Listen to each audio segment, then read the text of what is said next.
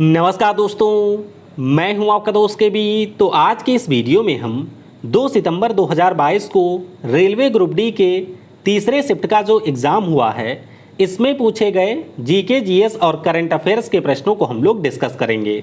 तो पूरा वीडियो बहुत ही ध्यान से देखिएगा।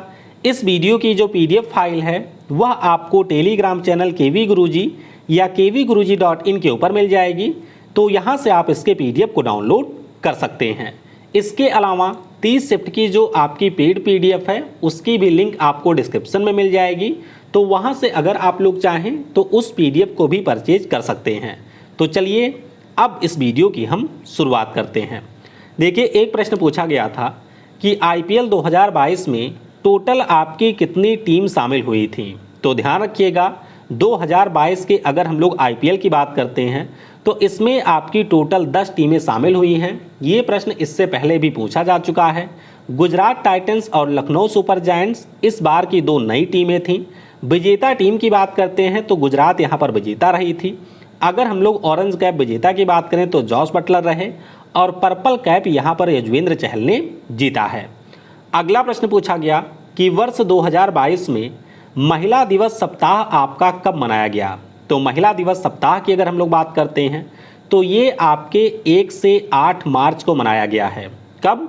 1 से 8 मार्च को हमारे यहाँ पर जो महिला और बाल कल्याण मंत्रालय है उसके द्वारा आज़ादी के अमृत महोत्सव के अंतर्गत इस साल इंटरनेशनल महिला वीक को भी मनाया गया। अगला प्रश्न पूछा गया कि मार्च 2022 में भारतीय रेलवे ने ट्रेन की टक्कर को रोकने के लिए किस टेक्नोलॉजी को विकसित किया है। तो भारतीय रेलवे के द्वारा यहाँ पर कवच नाम की टेक्नोलॉजी को विकसित किया गया है। और महत्वपूर्ण पॉइंट आपको ये भी ध्यान रखना है कि इस साल का जो हमारा बजट आया है, यानी कि 2022-23 का जो बजट है, इसमें ये प्रावधान किया गया है कि हमारे देश में जो 2000 किलोमीटर के रेलवे का नेटवर्क है उसको इस कवच टेक्नोलॉजी के अंतर्गत लाया जाएगा। आप ये भी ध्यान रखिएगा कि इस कवच टेक्नोलॉजी का जो परीक्षण है वो आपके तेलंगाना राज्य में किया गया। अब आते हैं स्टैटिक जीके पर। तो स्टैटिक जीके से एक प्रश्न पूछा गया कि 92वें संविधान संशोधन के द्वारा कौन सी भाषा है जो कि 8वीं अनुसूची में जोड़ी गई। तो ध्यान रखिएगा, यहाँ पर जो भाषाएं हैं उनका नाम है बोडो, डोगरी, मैथिली और संथाली। तो ये आपकी 4 भाषाएं हैं जिनको 8वीं अनुसूची में जोड़ा गया था। सिंधी के बारे में आपको ध्यान रखना है कि ये 1967 में जोड़ा गया और मूल संविधान में ये जो भाषाएं हैं इनकी संख्या मात्र 14 थी। अगला प्रश्न पूछा गया कि प्राचीन जलोढ़ मिट्टी को क्या कहा जाता है। तो अगर हम लोग एलोवियल सॉयल की बात करें जो कि आपकी पुरानी है तो इसे हम लोग भांगर यानी कि भंगार से आप कनेक्ट कर सकते हैं। और नई वाली जो मिट्टी होती है उसे हम लोग खादर के नाम से जानते हैं। अगला प्रश्न पूछा गया कि हमारे देश में जो लाल और पीली मिट्टी है ये आपको कहाँ पर देखने को मिलेगी। तो ध्यान रखिएगा, कई सारे राज्य हैं जहाँ पर ये मिलती है, जैसे कि मध्य प्रदेश है, छत्तीसगढ़ हो गया, झारखंड है, पश्चिम बंगाल, मेघालय, नागालैंड, उत्तर प्रदेश। तो ये सारे राज्य हैं जहाँ पर आपको देश में लाल और पीली मिट्टी देखने को मिलेगी। अगला प्रश्न पूछा गया कि हमारे संविधान की जो 8वीं अनुसूची में 22 भाषाएं हैं, इनमें से कौन सी भाषा है जो कि आपके शास्त्रीय भाषा में शामिल है। तो ध्यान रखिएगा, एकमात्र भाषा आपकी है संस्कृत। संस्कृत भाषा एक ऐसी भाषा है जो कि आपके 8वीं अनुसूची में भी शामिल है और हमारे संविधान की जो हमारे यहाँ पर जो शास्त्रीय भाषाएं हैं 6, उसमें भी आपकी संस्कृत यहाँ पर शामिल है।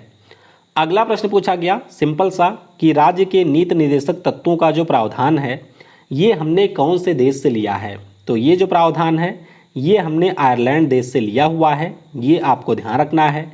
इसके अलावा हमारे यहाँ पर राज्यसभा में जो आपके मेंबर नॉमिनेट किए जाते हैं ये प्रावधान भी हमने आयरलैंड से ही लिया हुआ है।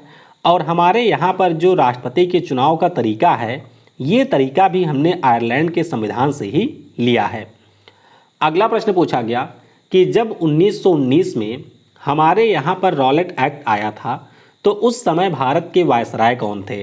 तो सिंपल सा प्रश्न है, लॉर्ड चेम्सफोर्ड जो कि 1916 से 1921 तक भारत के वायसराय थे रॉलेट एक्ट के समय वे भारत के वायसराय थे। अगला प्रश्न पूछा गया कि 74वां संविधान संशोधन किससे संबंधित है, तो जरूर ध्यान रखिएगा 74वें संविधान संशोधन की बात करें तो ये आपके नगर पालिका से संबंधित है। 1 जून 1993 को इसे लागू किया गया था और इसके अंतर्गत हमारे संविधान में एक नया भाग 9A, एक नई अनुसूची 12 और एक आपके अनुच्छेद 243P से 243ZG को यहाँ पर जोड़ा गया था। जिस प्रकार से त्रिस्तरीय व्यवस्था आपको ग्राम पंचायत में मिलती है, उसी प्रकार की त्रिस्तरीय व्यवस्था आपको यहाँ पर भी देखने को मिलेगी, जैसे कि नगर पंचायत, नगर पालिका परिषद और यहाँ पर आपको नगर निगम देखने को मिलेगा।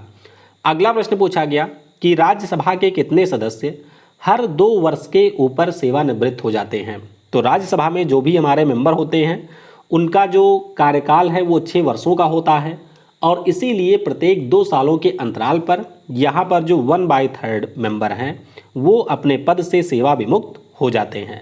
आपको ये भी ध्यान रखना है कि हमारे यहाँ पर जो राज्यसभा की मैक्सिमम स्ट्रेंथ है वो 250 मेंबर की है और 12 व्यक्तियों को यहाँ पर राष्ट्रपति के द्वारा मनोनीत किया जाता है। अगला प्रश्न पूछा गया सिंपल सा कि भारत के प्रधानमंत्री किस अवसर पर लाल किले पर तिरंगा झंडा फहराते हैं, तो ये अवसर हमारी आज़ादी का होता है, यानी कि स्वतंत्रता दिवस के अवसर पर प्रधानमंत्री के द्वारा लाल किले के ऊपर झंडा फहराया जाता है। आपको ये भी ध्यान रखना है कि जवाहरलाल नेहरू जी की अगर हम लोग बात करते हैं तो इन्होंने लाल किले से सबसे ज़्यादा 17 बार तिरंगे को फहराया है। दूसरे नंबर पर इंदिरा गांधी आती हैं और तीसरे नंबर पर हमारे हैं मनमोहन सिंह जी।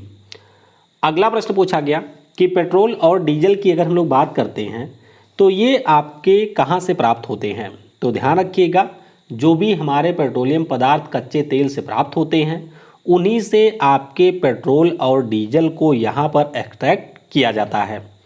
अगला प्रश्न पूछा गया था कि हमारे यहाँ पर जो भारतीय रिजर्व बैंक है उसका मुख्य काम क्या होता है, तो देखिए अगर हम लोग भारतीय रिजर्व बैंक की बात करते हैं तो आपको ये भी पता होगा कि हमारे देश में जो मौद्रिक नीति पॉलिसी होती है उसको भी भारतीय रिजर्व बैंक ही मेंटेन करता है। इसके अलावा आपके देश में जितने भी बैंक हैं उन बैंक को रेगुलेट करने का काम भी आरबीआई के द्वारा किया जाता है। इसके अलावा जो आपके बैंक हैं उन बैंक को ऋण देने का काम भी आरबीआई के द्वारा यहाँ पर किया जाता है। तो सबसे मुख्य काम की अगर हम लोग बात करते हैं तो भारत में जो बैंक हैं उनको विनियमित करना ये आपके आरबीआई का मुख्य काम है। अब आते हैं केमिस्ट्री पर। तो केमिस्ट्री से एक प्रश्न पूछा गया था कि बेकिंग सोडा को गर्म करने के बाद कौन सा उत्पाद यहाँ पर बनता है, तो ध्यान रखिएगा जब भी हम लोग बेकिंग सोडा को गर्म करते हैं यानी कि खाने वाले सोडे को गर्म करते हैं तो वाशिंग सोडा बनता है, पानी बनता है और कार्बन डाइऑक्साइड यहाँ पर बाहर निकलती है। रिएक्शन आप लोग देख सकते हैं, कुछ इस प्रकार की रिएक्शन होती है। तो वाशिंग सोडा, कार्बन डाइऑक्साइड और यहाँ पर जल आपका उत्पाद बनता है। अगला प्रश्न पूछा गया कि 2AgBr ये बनाता है 2Ag + Br2, तो ये किस प्रकार की अपक्रिया का उदाहरण है, तो ध्यान रखिएगा ये आपकी एक प्रकार की अपघटन अपक्रिया है। लेकिन अगर आपसे पूछा जाए कि अपघटन अपक्रिया में ये किस प्रकार की है, तो ये आपकी एक फोटोकेमिकल डिकम्पोजिशन रिएक्शन है। इसका मतलब क्या हुआ, इसका मतलब ये होता है कि यह हमारी एक ऐसी रिएक्शन है जिसमें यहाँ पर AgBr का जो टूटना है वो आपके एनर्जी जो है वह लाइट के फॉर्म में एब्जॉर्ब करने के बाद टूटता है, यानी कि जो आपके फोटोन होते हैं फोटोन की एनर्जी को ये अवशोषित करता है और उसके बाद में सिल्वर ब्रोमाइड, सिल्वर और ब्रोमीन में यहाँ पर टूटता है। अगला प्रश्न पूछा गया कि एक हमारे पास में एलिमेंट X है जो कि क्लोरीन से अपक्रिया करके XCl बना रहा है, तो आपको X के बारे में बताना है कि कौन सा स्टेटमेंट सही है। देखिए यहाँ पर कई सारे आपके जो स्टेटमेंट दिए गए थे उसमें यही बताया गया था कि X के आखिरी कोष में 1 संयोजक इलेक्ट्रॉन है या 5 संयोजक इलेक्ट्रॉन है, तो इसी प्रकार के स्टेटमेंट दिए गए थे। और यहाँ पर अगर आप लोग इस कंपाउंड को देखेंगे तो आप सभी को ये पता होता है कि Cl के ऊपर एक माइनस चार्ज होता है।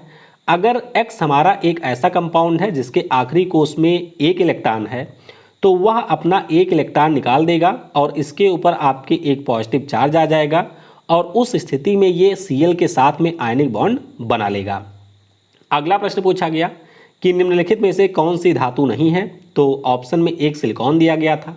सिलिकॉन की अगर हम लोग बात करते हैं तो यह एक उपधातु यानी कि मेटलॉइड का एग्जाम्पल है। अगला प्रश्न पूछा गया कि MnO2 ये आपका HCl के साथ में अपक्रिया करता है, जिसके परिणाम स्वरूप MnCl2 पानी और क्लोरीन गैस यहाँ पर मुक्त होती है। तो आपको ये बताना है कि किसका यहाँ पर अपचयन हो रहा है। देखिए, जब हम लोग अपचयन की बात करते हैं तो अपचयन का सिंपल सा मतलब होता है कि जो हमारा पार्टिकुलर यहाँ पर एलिमेंट है, उस एलिमेंट की जो ऑक्सीकरण संख्या है वो घट रही है। अगर आप लोग इस साइड में देखेंगे तो Mn की ऑक्सीकरण संख्या +4 है, जबकि अगर आप लोग इस साइड में आएंगे तो +2 हो रही है, यानी कि Mn की ऑक्सीकरण संख्या घट रही है। तो उस स्थिति में इसका यहाँ पर हो रहा है अपचयन। वहीं पर अगर हम लोग क्लोरीन की बात करते हैं तो क्लोरीन का ऑक्सीडेशन नंबर यहाँ पर -1 है, जबकि इस साइड में 0 है। तो इसका ऑक्सीडेशन नंबर बढ़ रहा है, यानी कि क्लोरीन का यहाँ पर आपके क्लोरीन का आपके ऑक्सीकरण यहाँ पर हो रहा है, ये आपको ध्यान रखना है। बाकी इसका अपोजिट होता है ऑक्सीकरण एजेंट, यानी कि MnO2 यहाँ पर ऑक्सीकरण एजेंट है। वहीं पर अगर हम लोग HCl की बात करें तो यह आपके अपचायक एजेंट के रूप में काम कर रहा है। अब आते हैं फिजिक्स पर। तो देखिए, फिजिक्स में एक प्रश्न पूछा गया था कि एक चालक के लिए जो पावर है वो 2200 वाट है, वोल्टेज यहाँ पर 220 वोल्ट है, तो आपको रेजिस्टेंस बताना था। तो P = BI या फिर B² = R का आप लोग यूज करेंगे। यहाँ से पहले हम लोग I को फाइंड आउट करेंगे, तो I की वैल्यू आपकी 10 एम्पियर आ जाएगी। उसके बाद में हम लोग V को फाइंड आउट करेंगे, R = 220 / 10 होगा, तो 22 ओम यहाँ पर रेजिस्टेंस की वैल्यू आ जाएगी। अगला प्रश्न पूछा गया कि उत्तल लेंस के लिए 18 सेंटीमीटर के वक्रता केंद्र पर वस्तु को अगर आप लोग रखते हैं तो इसके लिए जो इमेज है वो कहाँ पर बनेगा। तो यहाँ पर आप लोग यूज करेंगे फॉर्मूले का, F = होता है 9 सेंटीमीटर, और यहाँ पर उत्तल लेंस की बात हो रही है तो यहाँ पर F आपका पॉजिटिव हो जाएगा। अगर हम लोग वस्तु की बात करते हैं तो वो आपका यहाँ पर निगेटिव होगा और इमेज भी आपका हो जाएगा यहाँ पर पॉजिटिव। सारी वैल्यू को अगर आप लोग पुट करेंगे तो उसके बाद में 1/v को अगर आप लोग यहाँ से सॉल्व करते हैं तो ये वैल्यू आती है +18 सेंटीमीटर। तो ये वही केस हुआ कि जब हमने ऑब्जेक्ट को 2F1 के ऊपर रखा हुआ है और इमेज आपके 2F2 के ऊपर बन रहा है। अब अगर आपको इस डायग्राम के बारे में आइडिया है तो डायरेक्टली आप लोग इस प्रश्न को कर सकते थे, क्योंकि अगर हम लोग बात करते हैं यहाँ पर वक्रता केंद्र की, तो आप सभी को पता होना चाहिए कि वक्रता केंद्र के ऊपर जब कोई भी वस्तु रखी जाती है तो उसकी जो इमेज है वो आपको दूसरे वाले साइड में सेम दूरी पर देखने को मिलेगी। हाँ, तो ये वाला प्रश्न हो गया। इसके बाद में अगला प्रश्न पूछा गया कि किसी चालक का जो रेजिस्टेंस है वो किसके ऊपर निर्भर करता है। ध्यान रखिएगा, जो आपका फॉर्मूला होता है R = ρL/A, यानी कि ये अनुप्रस्थ काट के क्षेत्रफल, लंबाई और रेजिस्टिविटी के ऊपर डिपेंड करता है। इसके अलावा तापमान के ऊपर भी आपका जो प्रतिरोध है ये डिपेंड करता है। तो ज़रूर ध्यान रखिएगा कि किसी भी चालक का जब तापमान बढ़ता है तो उसका जो रेजिस्टेंस है वो भी यहाँ पर इंक्रीज होता है। अगला प्रश्न पूछा गया कि 12 ओम के आपके पास में कितने प्रतिरोध हैं जिनको आप लोग अगर समानांतर क्रम में जोड़ेंगे तो यहाँ पर जो इक्विवेलेंट रेजिस्टेंस है वो आपका 4 ओम हो जाएगा। तो ध्यान रखिएगा, यहाँ पर इनकी संख्या टोटल 3 होनी चाहिए। सिंपली आप लोग कर सकते थे 1/R = 1/12 + 1/12 + 1/12, सॉल्व करेंगे तो यहाँ पर वैल्यू 4 ओम आ जाएगी, यानी कि आपके पास में टोटल 3 रेजिस्टेंस मतलब 3 12 ओम के रेजिस्टेंस होने चाहिए। अगला प्रश्न पूछा गया कि अवतल दर्पण के लिए जो फोकस दूरी है वो 8 सेंटीमीटर है और वस्तु की जो दूरी है वो यहाँ पर है 16 सेंटीमीटर। तो आपको प्रतिबिंब के बारे में बताना था। तो दर्पण फार्मूला होता है 1/F = 1/b + 1/u। अवतल दर्पण की बात हो रही है तो इसके लिए F, V और U तीनों आपके नेगेटिव हो जाएंगे। सारी वैल्यू को आप लोग रखेंगे तो 1 / -8 = 1/b + 1/-16 यहाँ से करेंगे, तो उसके बाद में 1/b equal to -2 + 1 divided by 16 और यहाँ से सॉल्व करेंगे तो v हमारा हो जाएगा -16 सेंटीमीटर। तो ये आप लोग देख सकते हैं कि कुछ इस प्रकार का यहाँ पर केस बनेगा, यानी कि जो हमारा ऑब्जेक्ट है वो हमने सी के ऊपर रखा हुआ है और जो आपकी इमेज बनेगी वो भी आपके सी पर बनेगी। यहाँ से आप लोग डायरेक्टली भी कर सकते थे अगर आपको डायग्राम पता होता कि फोकस दूरी 8 सेंटीमीटर है और वस्तु अगर आपके 16 सेंटीमीटर के डिस्टेंस पर रखी गई है, तो इसका सिंपल सा मतलब है कि वो जो वस्तु है वो सी पर है और सी पर जब भी कोई ऑब्जेक्ट होता है तो अवतल दर्पण के लिए जो उसकी इमेज है वो भी आपके सी के ऊपर ही बनेगी। अगला प्रश्न पूछा गया था कि अवतल दर्पण के लिए एक प्रकाश की किरण मुख्य अक्ष के समानांतर आती है और दर्पण से परावर्तन के बाद 10 डिग्री का कोण ये बनाती है, तो सी पर रखे वस्तु के साथ में क्या कोण इसका बनेगा। देखिए आप सभी को ये पता होगा, यहाँ पर थोड़ा ध्यान दीजिएगा। ये हमारे पास में एक दर्पण है और अगर कोई भी किरण इस प्रकार से मुख्य अक्ष के समानांतर आती है तो ये आपके परावर्तन के बाद में फोकस से होकर के आगे बढ़ेगी। अब इसके बीचों बीच से अगर हम लोग एक किरण ड्रॉ करते हैं तो ये आपकी जाती है सी से, और यहाँ पर आप सभी को ये पता होगा कि किसी भी किरण के लिए जो आपका एंगल ऑफ इंसिडेंट होता है वो आपका जो आपका बाहर निकलने वाली किरण है उसके एंगल के बराबर होता है, यानी कि आई और आर बराबर होंगे। आई प्लस आर की वैल्यू अगर 10 डिग्री है तो आपको ये ध्यान रखना है कि यहाँ पर जो हमारा आई होगा वो आर के बराबर होगा। उस स्थिति में आई हो जाएगा यहाँ पर 5 डिग्री। तो जिन्होंने भी आज पेपर अटेम्प्ट किया था आप लोग बताइएगा क्या 5 डिग्री ऑप्शन में दिया गया था या फिर प्रश्न कुछ अलग तरीके से यहाँ पर पूछा था। अगला प्रश्न पूछा गया कि उत्तल लेंस के लिए कोई किरण अगर समानांतर आती है हमारे प्रिंसिपल एक्सिस के तो अपवर्तन के पश्चात ये कहाँ से गुजरेगी। तो सिंपल सा प्रश्न है, आप सभी को ये पता होना चाहिए कि अपवर्तन के पश्चात ये जो किरण है वो F2 से होकर के गुजरेगी। 3 रूल होते हैं हमारे उत्तल लेंस के लिए, यहाँ पर ध्यान दीजिएगा। देखिए रूल 1 ये कहता है कि अगर कोई भी प्रकाश की किरण प्रिंसिपल एक्सिस के समानांतर आती है तो ये आपके F2 से होकर के आगे जाएगी। अगर कोई हमारी प्रकाश की किरण ऑप्टिकल सेंटर से जाती है तो ये फिर सीधी निकल जाएगी, और अगर कोई ऐसी किरण है जो कि F1 से होकर के आगे बढ़ती है तो ये आपके प्रिंसिपल एक्सिस के हो जाएगी पैरेलल। तो ये 3 रूल हैं और इन्हीं 3 रूल की मदद से आप लोग कोई भी यहाँ पर उत्तल लेंस के लिए इमेज का फॉर्मेशन कर सकते हैं। बायोलॉजी की अगर हम लोग बात करें तो बायोलॉजी में एक प्रश्न आया था कि प्रकाश संश्लेषण की क्रिया के दौरान किस प्रक्रिया के द्वारा जो हमारे पदार्थ होते हैं उनका स्थानांतरण होता है। तो ध्यान रखिएगा, प्रकाश संश्लेषण जो आपके पौधों में होता है इसमें जो भी मटेरियल का ट्रांसपोर्टेशन होता है इसे हम लोग ट्रांसलोकेशन के नाम से जानते हैं। किसके नाम से? ट्रांसलोकेशन के नाम से इसे हम लोग जानते हैं। तो ध्यान रखिएगा, जो भी आपके सॉल्युबल प्रोडक्ट हैं इनका जो ट्रांसपोर्ट है उसी को हम लोग ट्रांसलोकेशन के नाम से जानते हैं। आपको ये भी ध्यान रखना है कि पौधों में आपके जो श्वसन की क्रिया होती है, यह जो क्रिया है वो आपके विसरण के माध्यम से यानी कि डिफ्यूजन के माध्यम से होती है। एक प्रश्न और पूछा गया था कि मनुष्यों में जो हार्ट बीट है उसको हम लोग कैसे मेजर करते हैं। तो जो आपका स्टेथोस्कोप होता है उसी के जरिए यहाँ पर हार्ट बीट को मेजर किया जाता है।